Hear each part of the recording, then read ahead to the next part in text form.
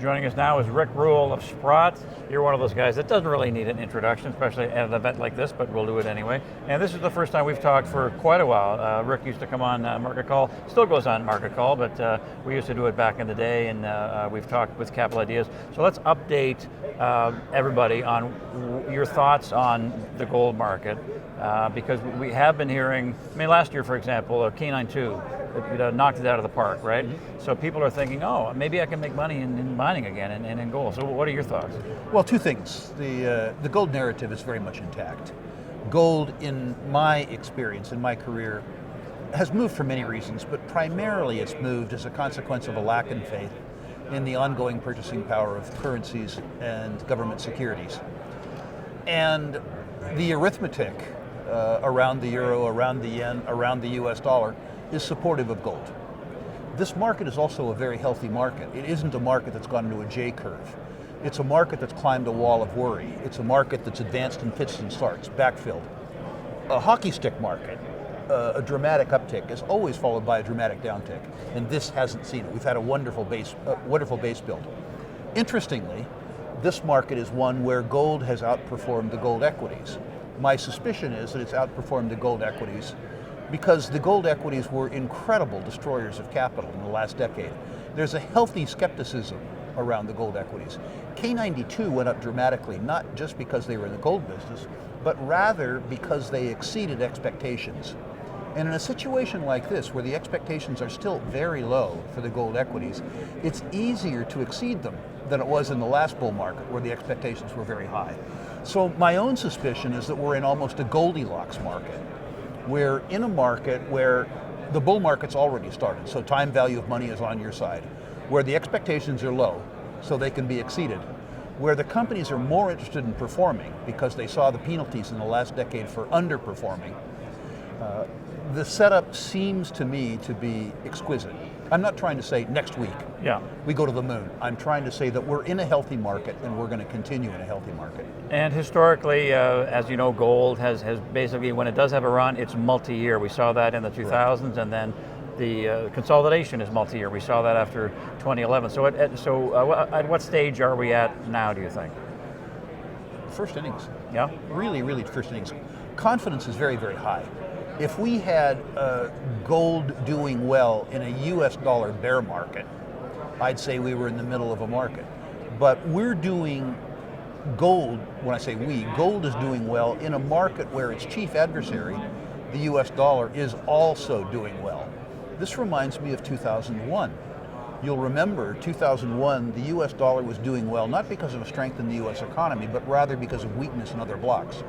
2002, the dollar rolled over and gold started to do very well. My suspicion is that the ongoing arithmetic for the US dollar is not good. Not horrible, but not good. And so my suspicion is that gold and the US dollar will do well in tandem. The US dollar will weaken and gold will do very well. And I take your point in the multi-year market. Now, Rick, you would rather not talk about specific names for compliance reasons, but how about certain regions, say Nevada, Golden Triangle? What are some of your favorites right now? Let's start differently. Okay. Let's start with sectors. I think there's still room in royalty and streamers.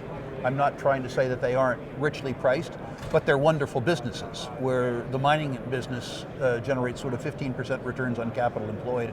The royalty and streamers are delivering 70% returns, so they deserve to be more fully priced. The Francos, the Sandstorm Golds, right? That's right. Okay, yeah. We also think that the mergers and acquisition theme, which has treated us extremely well for the last 12 months, has at least 18 months to go. We think there's going to be consolidation of the mid-tiers by each other and by bigger companies, of the smaller companies by larger companies. We think the next 12 to 18 months will be great in mergers and acquisitions, particularly single asset companies where the asset is performing well. Multi-asset companies, larger companies have greater trading liquidity, lower cost of capital.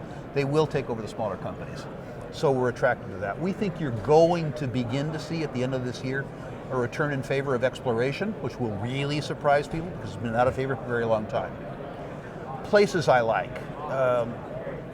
I still like the Australian companies more than I like the Canadian companies. Okay. There is, at present, a better financial culture with regards to mining in Australia. The Australian miners have sold off. They benefit from a weakness in the Australian currency. because their product is produced in US dollars while their costs are denominated in Australian dollars. So we're attracted to that. We are, of course, attracted to Nevada. Of course, we're attracted to the Abitibi, but those are mature provinces. The easy stuff to find has been found. If you get a tier 1 asset in deposits that are history rich and infrastructure rich, of course you'll be paid spectacularly well.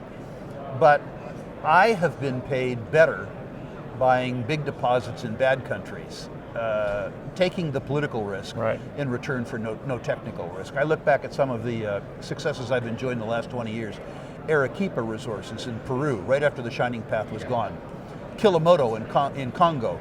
Those were rough countries, but 5 million ounce plus deposits are very, very, very rare beasts.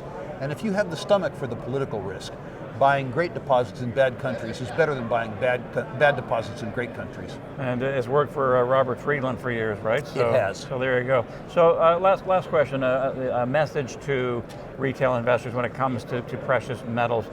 Don't try to hit home runs. They're great if you can get them, but just expect gold to continue to go up. We're in a bull market, am I on the right track? That kind of. You are. Yeah. The first thing for most investors, if they're concerned about the economic conditions, don't just buy gold stocks. Buy some gold. Gold has been insurance. If you think gold's going to go up, buy gold first. The second thing you buy, and you're early enough in the market to do this, is the very, very, very best companies. We have done a study of the last 40 years. There's been 9 major corrections, upward corrections. From oversold bottoms like we're in the midst of now. The worst of those corrections, improvements, was of 19 months duration and 180% uptick. The best was 4 years with 1200% uptick. The point of this is there is so much beta in the market when it recovers that you don't need to take a bunch of risk. You don't have to try real hard to outperform the market. Just capture the beta. Buy the best companies and capture the beta. With an amount of money that you're willing to risk, if you are willing to spend the time to understand the companies, by all means speculate. But invest before you speculate. Great stuff, Rick. Pleasure. As always. All right, Rick Rule of Sprott.